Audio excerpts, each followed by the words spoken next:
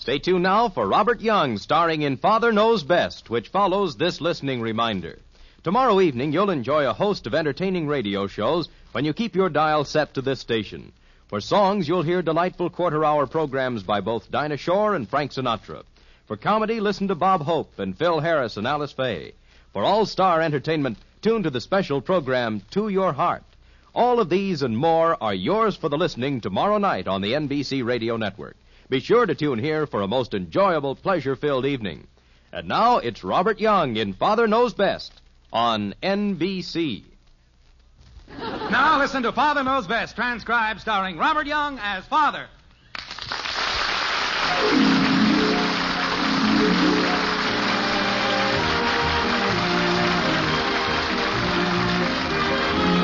Welcome to Springfield and another half-hour visit with the folks in the White Frame House on Maple Street. Sit back and enjoy life with the Andersons. Kathy, Bud, Betty, Margaret, and Jim, as the head of this typical American household, again sets out to prove that Father knows best.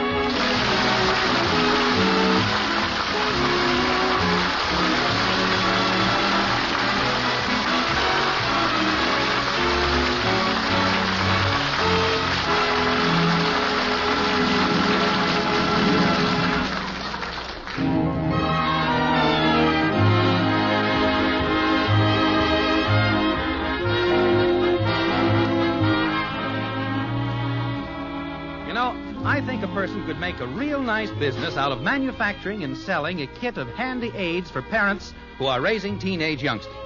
This kit I have in mind would contain such indispensable items as a crystal ball for determining the offspring's future, a book on mental telepathy so you can know what's going on in his mind, a dictionary of jive talk to facilitate conversation, and most important of all, a large economy-sized bottle of Aunt Sarah's golden elixir of endless patience. Yes, sir, a kit like that should be a cinch to sell, particularly to one Jim Anderson of 607 Maple Street. Why, you ask? Well, let's look into the den of the White Frame House this evening. You'll see what I mean. Jim, are you in here? Yeah, just reading. What is it, honey?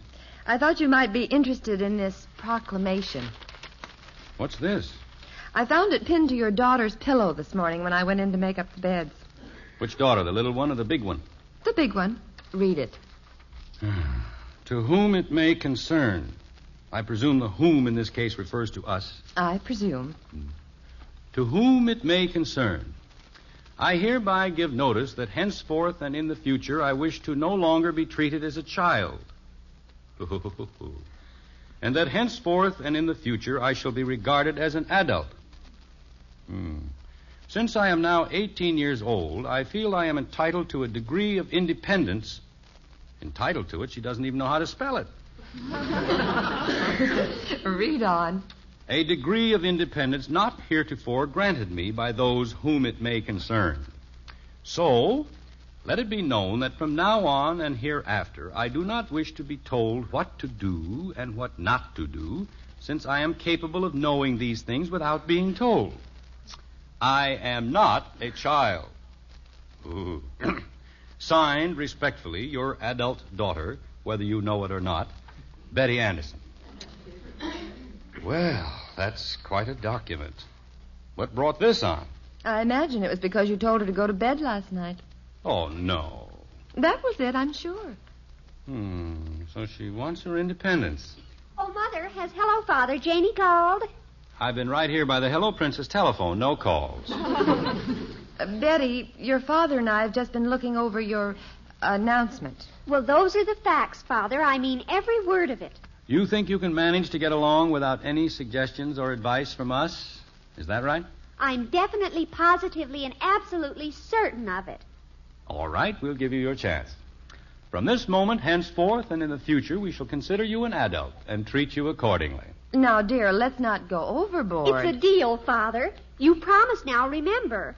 No more saying, do this, do that, don't do this, don't do that. It's a deal, Princess. You're on your own. Ooh, you're a doll, Father. I'm going to use the phone in the kitchen. I've got to tell Janie. Oh, Mother, I have a date with Don tonight. He's the president of the student body at school. Where's my blue dress? The last time I saw it was... Wait.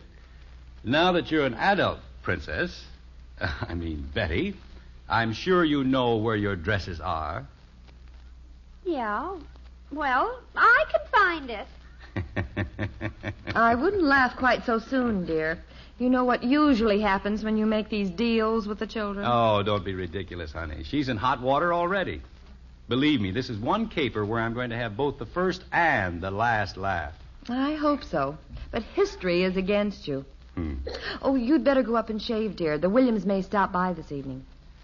All right. Betty's going to be sorry she let herself in for this one. I wouldn't start counting your chickens if I were you. Do I have a clean shirt? In the closet. Kids get themselves into the silliest situation. Hi, Dad. Where you going? Just coming up to shave. Why? Can I talk to you while you shave? Sure, come on. What are you smiling about? Your sister. She gets some of the... What kind of a cyclone went through this bathroom? Betty was in here taking a shower. All this couldn't have resulted from just one shower. Towels on the floor, bath mat, sponge, brush. Margaret! Boy, she really tore the place up this time. What does she do when she gets out of the shower? Dry off by throwing the towels around the room? Margaret! You'd better shave someplace else, Dad. I'm going to shave right here. I don't think you can find the wash basin. Could that be it under those boxes of bath powder? Did you call me, dear? Margaret, look at this bathroom. Oh, dear. A major earthquake couldn't upset a room like this. Bubble bath, lotion, cologne, powder puffs, hand cream, face cream, nail polish, emery boards, eyebrow curlers, rouge, lipstick. And look at the bobby pins on this floor. It's a minefield. Well, what do we do about it? Where's Betty? Betty! She's downstairs talking on the phone for the 900th time today. Why are you calling her, dear? Why am I calling her? I'm going to point out to her. Well, she can't... She's an adult now, you know. Remember your promise? Yeah. Well, maybe she'll be more careful now that she realizes her responsibility. I hope so, dear. For your sake. Gee, are you going to try to shave with all this junk in here? I'm going to try. Powder and cologne in here is enough to make a person dizzy. Girls, they must be crazy. Now, where in the heck is my shaving brush? Hey, I bet I know. Betty had it in her room this afternoon. She was using it to brush the dust out of her compact. Oh, fine. Come on, let's find the brush. Why, people in this house can't leave other... What happened in here? Oh, brother. What can a girl do that would tear up a room so completely? She was dressing in here. She's got a date tonight with Don Payton, some big wheel from the college. Clothes all over the bed, shoes scattered every which way, magazines, phonograph records, hats. It always looks like this, Dad, when she's getting ready for a date. I don't know what happened. But she isn't dressed for her date. When I saw her downstairs, she had on some old wrapper or something. I guess a guy doesn't realize how lucky a guy is to be a guy. Margaret! You want me, dear? No, stay there. I'm coming down. There's no reason whatsoever for a girl to have to leave things around. No sense of neatness. Jim, why are you roaring around the house? I'm not roaring around the house, but by George, that girl has got to be told a few things. Dear, she's not a child, remember? She's left a trail of everything you can think of from one end of the upstairs to the other. Dear, I just haven't had time to straighten up, that's all. And doesn't she ever eat at the table? All over the house, empty milk glasses, plates with cake crumbs. Now, dear, just sit down and cool off. We spend our whole lives trying to teach her to pick up her clothes, keep things tidy. Now look at this house. Make the people in Tobacco Road look like the country club set. Oh, Jim, for heaven's sakes. The house just looks lived in, that's all. Lived in by whom? Or what? Well, there's no point in fussing about it now. You can't scold her. Why I ever let her talk me into that deal, I'll never know. Dear, you weren't talked into it. You volunteered. All right, all right. For Pete's sake, what's everybody been shouting about? I could hardly hear a thing on the phone. Betty, I think you... Now, Mother, remember? You made that arrangement with your father, not with... Oh, no, the deal was with both of you. No more do's or don'ts. You promised. All right. Remember, Father? I should have done this long ago. I wonder why I haven't heard from Don. If he calls, tell him I'll be ready about 7. How could he call? You've been on the phone all afternoon. Father? I just made a statement. Is it all right if I use the phone now, Miss Anderson? Oh, certainly, Father. Go right ahead. Thank you. Look at that outfit she's wearing, Margaret. It's frightening. I'll admit it's not very glamorous. I don't know why she likes that old wrapper. It looks like something the Missionary Society sent back. That plus the curlers in the hair and that axle grease or whatever it is she puts on her face, it'd scare a man out of a year's growth. Well, she just set Bud back a year. Oh, stop acting like a goon, Bud. I don't know why you're so sensitive all of a sudden, dear. These things you're complaining about are not exactly new. She simply lost all sense of responsibility, Margaret. Sense of neatness. Why, if anybody else in the family walked around the house looking like that, she'd raise the roof. Yes, dear. Margaret, look what's on my desk here in the den. What is it? A banana peel and half a cupcake. Well, don't blame it on Betty. It could have been Kathy or Bud. Bud doesn't leave food around. He eats it. Banana peel? It's possible. Well, make your phone call, dear, and relax. Now, this little item by the telephone. Did Bud leave this, too? What's that? Wave set. And again, it's surrounded by that ever-present accessory to feminine charm. Bobby pins. You're having your troubles today, aren't you, dear? They're not my troubles. I'm just concerned about Betty, that she hasn't learned to... Make your phone call, dear. I'll take the wave set and the cupcake and the banana peel. Let's see, I was going to call... Oh, no. Hello? Betty? Yes, she's here. Betty! Yes, Father? Come to the phone and bring your lunch. It's Janie again.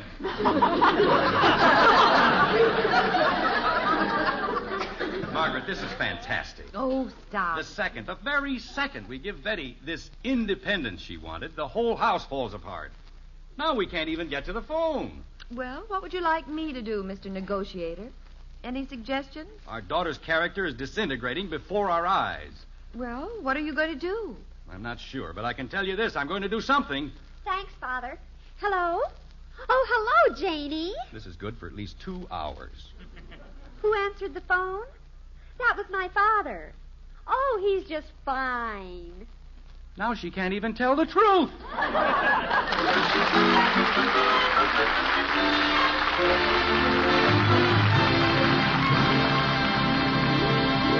Act 2 of Father Knows Best in just a few moments.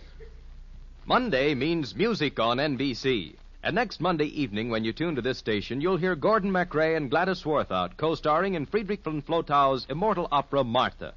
Dorothy Warren Scholl and Cesare Siepi will fill the guest spotlight on The Voice of Firestone as the program features the melodies of 4 musical comedy composers.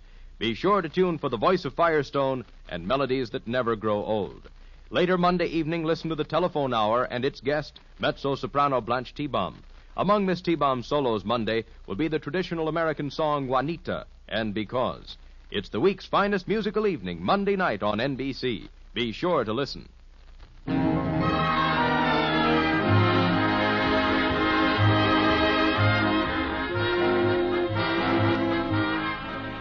Well, this is not to be told around, but parents sometimes make mistakes. Right now, out at the White Frame House on Maple Street, Jim Anderson is quite sure he made one. Yes, he feels he committed a rather considerable boo-boo when he agreed to give daughter Betty her independence and promised, for the present at least, to not allow himself the traditional parental prerogative of saying, do this or do that, or you can't do this or you can't do that. It's about an hour later now. Betty is upstairs dressing for an important date, and Jim is still fuming. Like this. She took advantage of me, Margaret. She lured me into making that promise just so she could forget everything we've ever taught her. Oh, nonsense. You can't expect her to toe the mark every second. Just because you found a few things scattered around the bathroom and her room was mussed up a little. A little? It looked like Martin and Lewis had gone through the place in high gear. Well, she's getting ready for a date with a new boy, and she's excited. Is that any reason why she has to leave the whole house scattered with junk? Why she has to camp on the phone for hours on end? She's just thrown common sense to the four winds. All right, all right, all right. And that outfit she's wearing around here, She's dressing, dear. She just threw that wrapper on to come downstairs. threw it on. That's the word for it, all right. Like something left over from Halloween. We've tried to teach her to take pride in her appearance. She does, dear. I can't understand why she'll fracture herself to look like a doll when she's with some boy who hasn't sense enough to pound sand in a rat hole. When she's around her own family, she doesn't care if she even looks human. Well, I'm not going to argue the point, dear. I'm not arguing. I'd just like to hear the scream she'd let out if anybody else walked around this house looking and acting like she does. In fact, maybe that's not a bad idea. Well, I have nothing more to say on the subject. It's your problem, dear. Give a child a little independence and they go hog wild. Who are you talking to, Dad? Nobody. I was just thinking. What are you doing? Nothing. Just came down from upstairs. It isn't safe up there. Old Betty galloping around like crazy. Scare a guy half to death. I know what you mean, son. In fact, it's entirely possible that I may have to give your sister a little object lesson. I wonder what I did with that old tramp outfit I wore to the masquerade party a couple of years ago. It's down in the basement. Stay here, Bud. I'll be back in a minute. Where you going? Down in the basement. Bud, What do you want, Mom? where's your father? He went down in the basement after something. What goes on with everybody around here tonight? Everybody's acting kind of goofy. I know what you mean. In the case of one person, at least. Maybe it's the full moon or something. I don't know. Hey, Betty. Hey, Mommy. Betty sent me down to ask if she could borrow your compact. Which one? The one with the rhinestones. You're sure you won't lose it? I'll be careful. It's in my top dresser drawer. Thanks, Mother. I don't know what I came down for. Why didn't she holler in the first place? What'd you say, Angel? Nothing. Ask you to do something and then they holler anyway. Weren't you going somewhere tonight, Bud? Well, I thought maybe I'd go over to Joe's. Howdy, ma'am. You got a bite to eat for a fellow. What's down on his luck? Oh! Jem, there's a man in the house. Relax, honey. It's me. Oh, for heaven's sake. Hey, that's a good outfit, Dad. You look like a real bum. Jim Anderson, what do you think you're doing? I'm going to show Betty what it's like to have someone walking around the house looking like something the cat dragged in. Oh, dear. I'm going to wear this outfit all evening. If she's going to parade around here looking like a ragbag, I'm going to do the same thing. If I can't reprimand her into changing her ways, by George, I'll embarrass her into doing it. Well, if that isn't the silliest thing I ever heard of. Nothing silly about it. I'm simply using basic psychology. She'll get the point. After all, one picture is worth 1,000 words. You're a picture, all right. Thank you, Bud. I'm going in the living room now and scatter some papers around. Lie down on the couch with my feet up. Smoke a horrible cigar. Possibly crack some peanuts, the shells of which I shall scatter hither and yon upon the floor. When Betty comes down, Margaret, send her in here. Oh, me. What's gotten into Dad? I don't know, Bud. Most of the time, your father is a fairly sensible man. But there are times like this when he does some of the weirdest things. Has anybody seen my doll, Bucky? Back of the couch in the living room. Who put it in there anyway? I've been looking for it. Oh, I should have told her about... It's all right. It's me. Mommy, is that Daddy in there? Sure it is. Relax, Trim. Daddy's just dressed up in a funny outfit. Why? I'm not quite sure. Why don't you run over to Patty's house and play for a while? All right, but it didn't look like Daddy to me. This is a crazy house. Well, I'm ready, Mother. How do I look? Oh, you look lovely, dear. That's a beautiful dress. Like my hair this way? It's perfect. You look like you stepped right out of a picture. Where's Father? Oh, yes, speaking of pictures. Your father's in the living room. I want to show him how I look. Betty, wait a minute. I shouldn't do this to your father, but he's asked for it. What do you mean? You'll find out. Just do as I say. When you go in there, you'll find him in a rather unusual outfit. He's trying to prove something. Prove what? I don't know, but when you go in, act as if there's nothing unusual at all in the way he looks or what he's doing. Accept it as being perfectly natural. Well, I don't understand, but I'll do it. Remember, perfectly straight face. I'll try. Hello, Father. Oh, hello, daughter. I thought I'd come in and show you my dress. Like it? Yes. Well, you look nice and comfortable.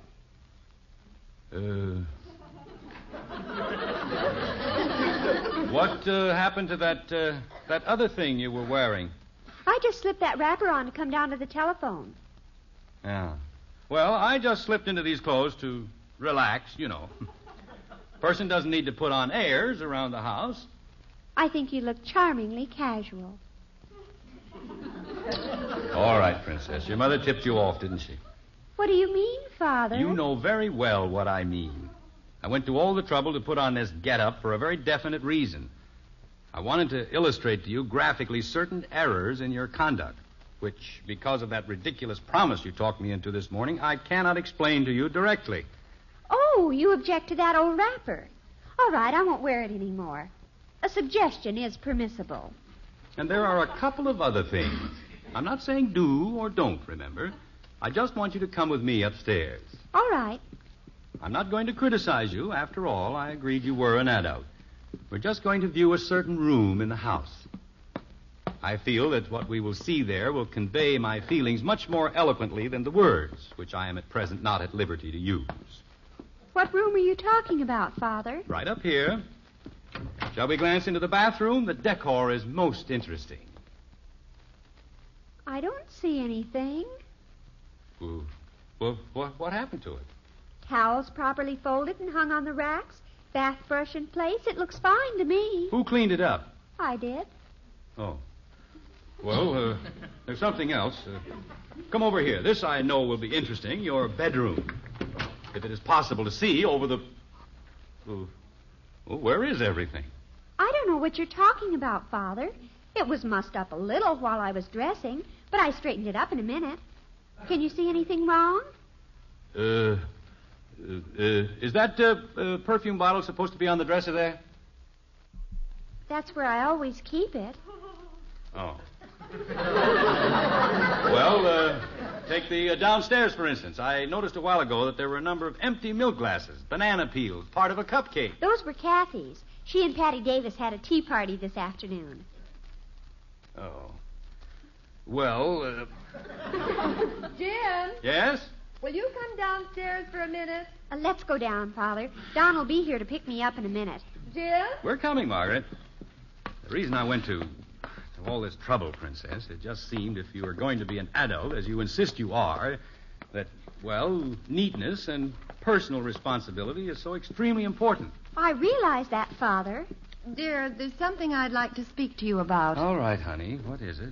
When you changed into that ridiculous tramp outfit... Honey, don't mention this outfit. I put it on only because of a misunderstanding. It's not the reason that I want to talk to you about. You left the basement in a mess. I did?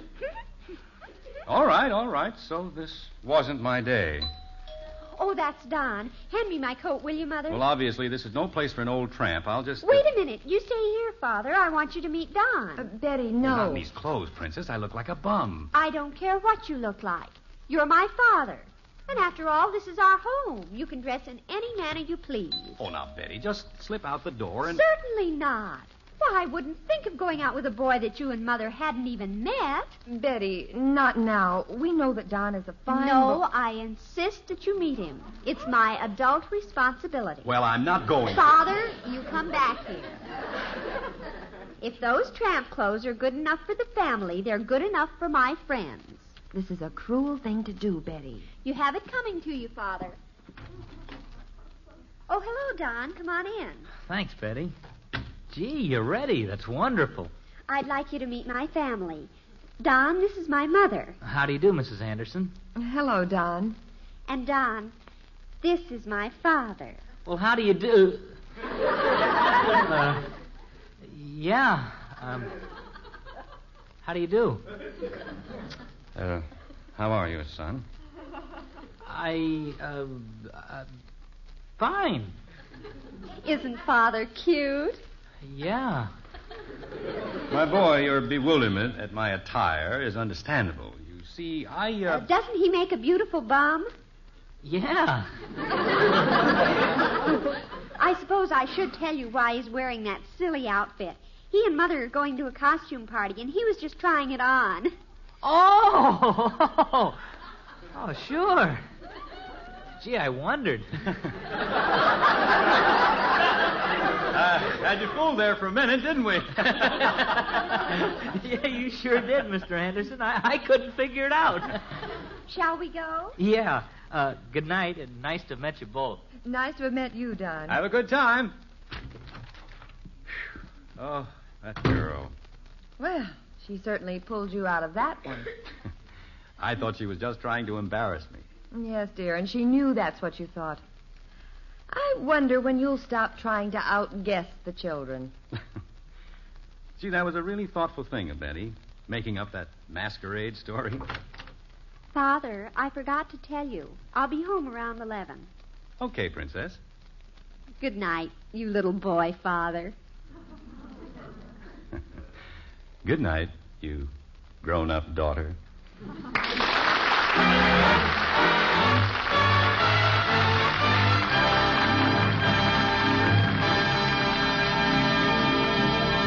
We'll be back in just a moment. Every weekday evening, you'll want to set your dial to this same NBC station for America's #1 comedy family, Fibber McGee and Molly. Fibber gets himself in and out of more jams than a little boy at the preserve cabinet, and it all adds up to a fun-filled listening. Be sure to make it a regular habit to listen to the mirth-quaking adventures of Fibber McGee and Molly every night.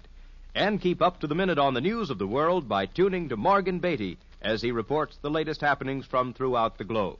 Also a 5 times a week feature on NBC is One Man's Family, the intriguing adventures of Mother and Father Barber and their bewildering offspring. Listen to all of these programs every weekday evening on the NBC Radio Network.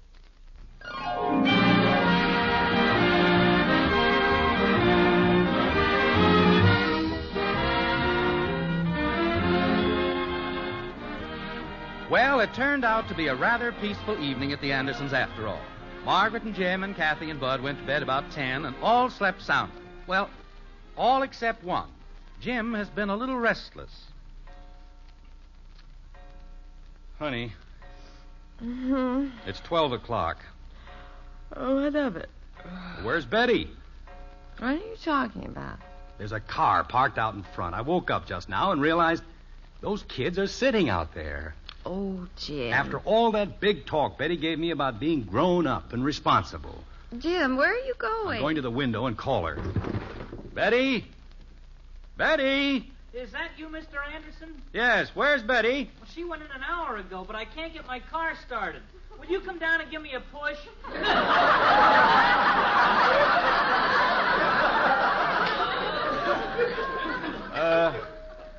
All right, Don. Oh, why don't I keep my big mouth shut?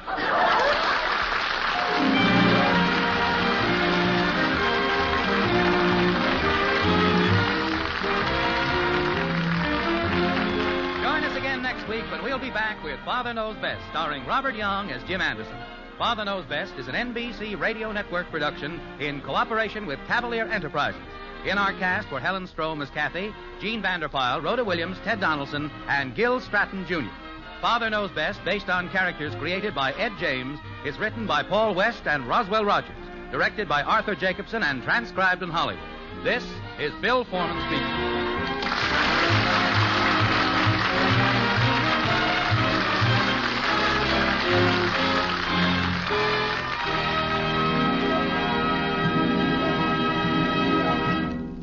Tonight, play Truth or Consequences on the NBC Radio Network.